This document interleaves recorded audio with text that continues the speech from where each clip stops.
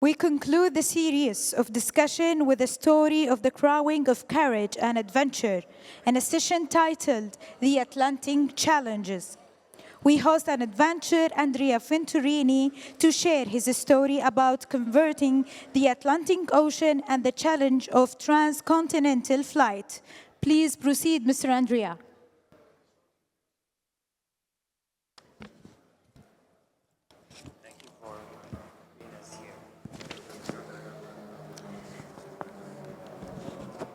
Prova. Thank you for being us here. I'm going to be talking on behalf of Porto Aviation Group. My name is Andrea Venturini. I follow the communication and some marketing for the company, but I'm also a pilot. And one thing, together with the CEO and designer of the company, Alberto Porto, who designed this dream machine. This machine, as you might have noticed just from the look, is like no other. And we share a passion. And I think that's what connected us, and that's what made Alberto asking me about,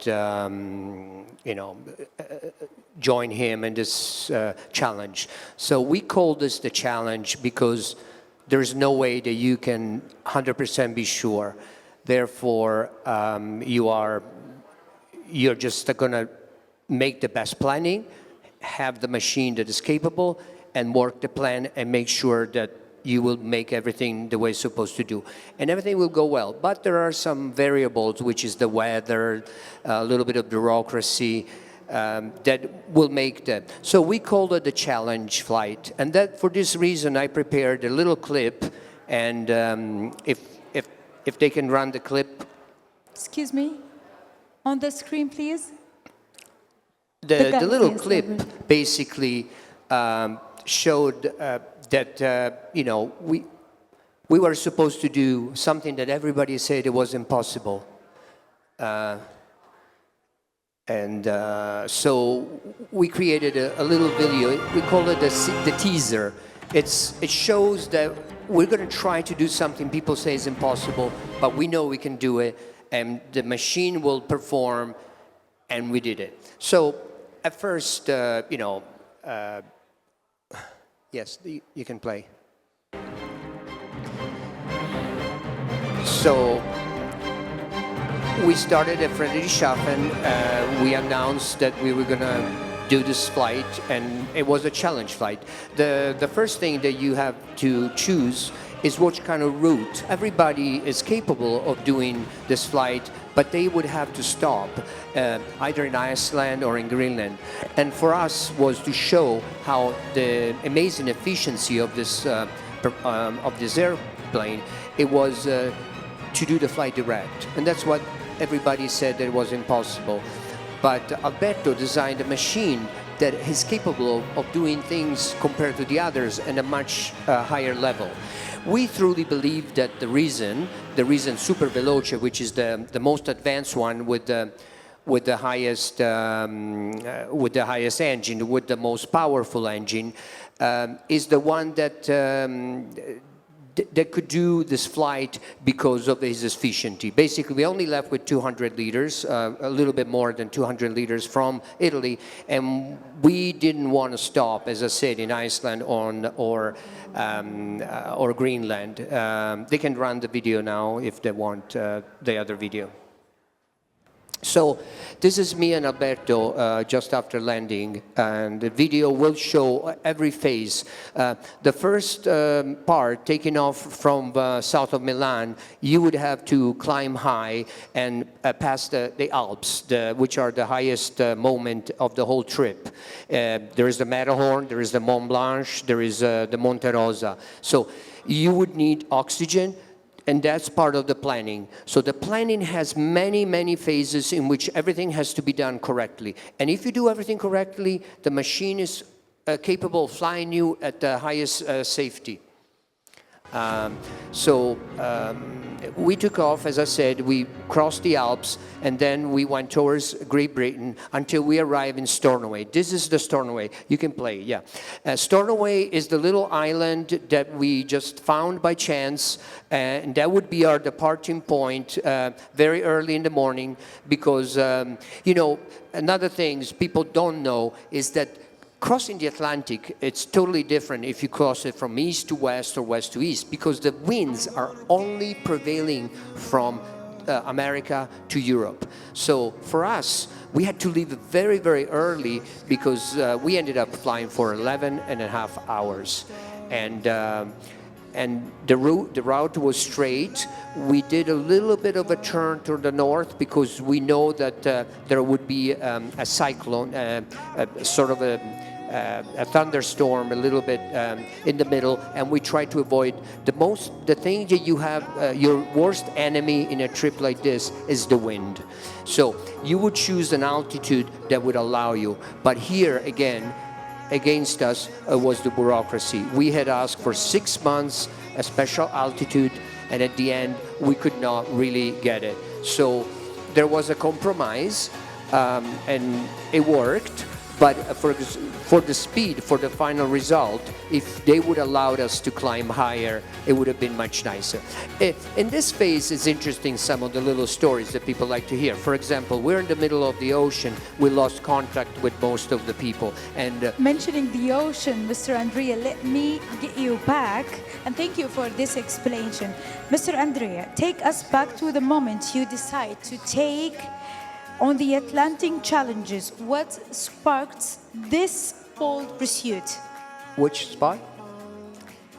Tell us about the Atlantic challenges. Well, we you know, as I said, we went straight and we could only talk a little bit. And then all of the trip, Alberto, you know, he's such an expert of the machine and he's very experienced. And he was leading the plane in such a perfect way. As you can see, it's a little bit of a curve. And what Alberto did, he taught me how to do the calculation, basically on constantly monitoring the fuel. And Alberto was a total master. Maybe let me introduce Alberto to you because he's here and he's an extraordinary aviator. I mean, somebody that contributed to an advancement of our industry. And I would like to have him come and explain to you the technicalities of this hard part of the thing. Please meet Alberto Porto, designer and CEO of Porto Aviation. Hello, Mr. Alberto. Hello. Hi. I'm very pleased to be here in Sun and Fun. Thank you very much for all your support. It's an honor for me to be here. So, Mr. Andrea, Mr. Roberto, yes, can you tell us about this, please? So, you know, everybody of us love aviation, and our challenge of crossing the Atlantic, it was to show that today, with the technology we have, this can be possible more often. So we are open a new route that has not been done before by any general aviation plane, small planes, okay, like this. I'm an aeronautical engineer. I like to design planes, and I'm pushing the borders of the design and manufacturing planes. So this is my challenge. And to show, we did this trip to go to present the plane to Oshkosh in US. Thank you, Mr. Roberto. Back to you, Mr. Andrea. During the transcontinental journey, which moment pushed you to your absolute limit, and how did you push it through it? Well, I think if you've seen the history in aviation, you know, there's always a moment in which you have to take a decision whether you want to take things farther. Alberto taught me that already in 2017, I followed dreaming one day to be part of this, and we didn't know each other. He flew already with a reason, by himself this time, that's important, by himself, in the southern route from Africa, from the coast of Africa to Brazil, to deliver to the first customer, the first reason. And I thought it was impossible to do. He did it, and I said, you know what? He's not getting the recognition he should. And here we are, 7 years later, he calls me and he honors me. He says, Andrea, would you like to come with me? What I tried to do during this trip, I tried to share, and the videos that you see is really the history of every moment and everything we went through, so that we could pass it on to young generation and they can be inspired. I really think that this trip, thanks to Alberto, we took aviation to another level. It's a new route. No other plane can do this. The reason, remember, at the same speed, it uses almost 50% fuel. At the same fuel, it goes almost 100 kilometers an hour, 70 kilometers an hour more. Now, what that creates unlimited possibility. We did 3,500 kilometers straight at 300 kilometers an hour average, but we could have gone slower, and if we had the tailwind, we could have gone all the way probably past New York or to Chicago. So you understand that these things are still not possible by any other plane. True. So, Mr. Andrea, every adventure... Let me read it. Because, no. Oh, no. If I can read it, because I'm sorry. No. I'm just asking Okay. you. So, every adventure teaches something. What unexpected lesson did the Atlantic give you that stayed with you long after the flight?